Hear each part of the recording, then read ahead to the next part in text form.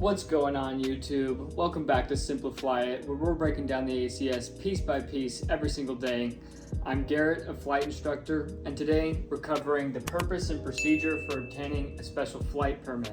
Alright, so I got two regulations for you guys today. One's covering the purpose and one's covering the procedure. But before we get into it, what even is a special flight permit? Well, as we know, in order to take our planes up in the air, they have to be airworthy, and to be airworthy, they have to follow a certain set of criteria. But let's say one of those criteria is not met. Let's just say our airspeed indicator is broken. And let's also say that we don't have a maintenance facility at our airport. So our plane's not airworthy and we can't fix it here. So how do we fly it to an airport where we can fix it? That is where the special flight permit comes in. So the first regulation, 21-197, lays out the different purposes that are allowed to apply for a special flight permit. It's not just anything that you can apply it for, so they lay it out for us. So the purposes for obtaining a special flight permit might be repairs, like we just talked about. You need to repair something that's making the plane unairworthy, but you can't fly it. Next thing could be a delivery or an export. So maybe the plane isn't airworthy, but they're not really even trying to fly it. They just want to put it in a showroom out in a different state. Next one's testing new aircraft. So when they're developing new aircraft and they want to do test flights, they may have to obtain a special flight permit depending on what rules they're operating under. Next is evacuation. Now, this isn't for you to evacuate. This is more to evacuate the plane from a dangerous situation, such as if you've got your plane stored up in Florida and a big old hurricane's coming down, you're going to want to get the plane out of there, so you can get a special flight permit for that. Next one could be a demo for a prospective buyer. If you need to do so, but the plane's not airworthy, you may be able to get a special flight permit for that as well. And last one here on this side is excess weight. So we haven't delved into this a ton yet, as we haven't gotten to that part of the ACS just yet, but we're not allowed to fly our planes past their max weight limit. But given certain circumstances, you might need to fly with extra fuel that exceeds the weight limit of your plane. Say if you're flying over the ocean or you're flying over a lot of land that doesn't have the type of fuel or fuel facilities that your plane needs. In that case, you can obtain a special flight permit as well. And the amount of excess weight that you're allowed to carry depends on the needs of the flight itself. And you'll be laying out those needs when you're applying for a special flight permit, which is part of what 21-199 covered. I know the light is kind of annoying, guys. We're gonna fix the setup soon.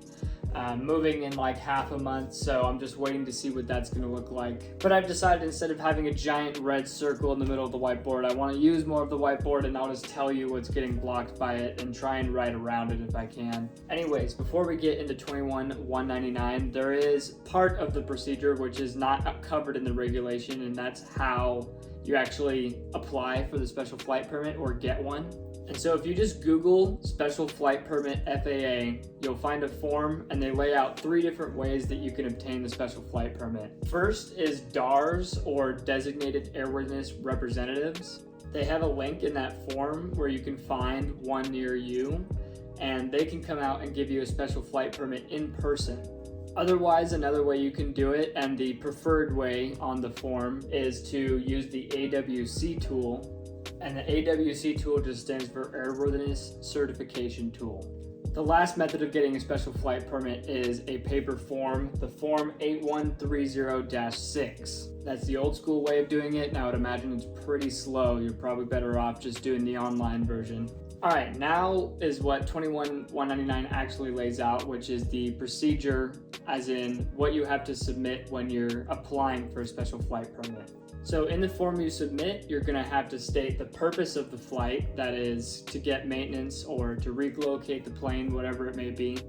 The proposed itinerary, this basically just means the game plan. So if you're trying to go to an airport that's really far away, you're gonna wanna discuss fuel stops and potentially alternate airports, basically everything that's going into your planning. Next thing to include is your crew required. If you're in a single engine plane, it's just gonna be you.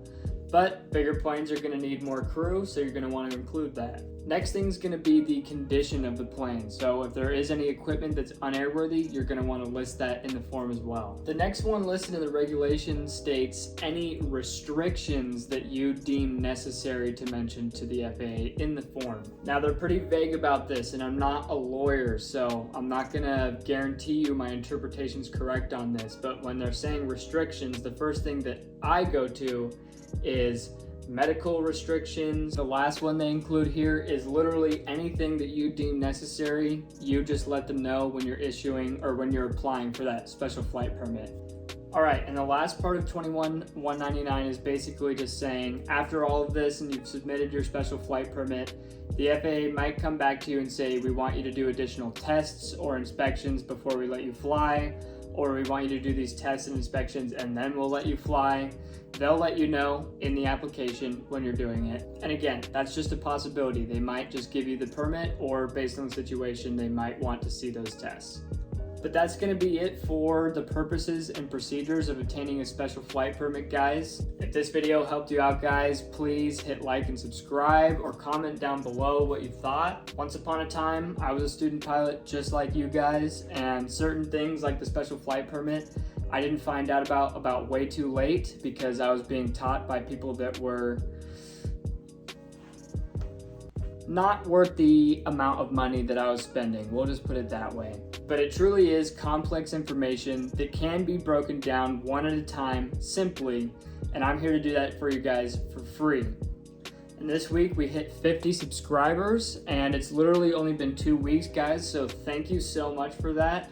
Let's see if we can get to 100 subscribers in another 2 weeks. But anyways, guys, I hope you have a good rest of your day, and I'll see you tomorrow.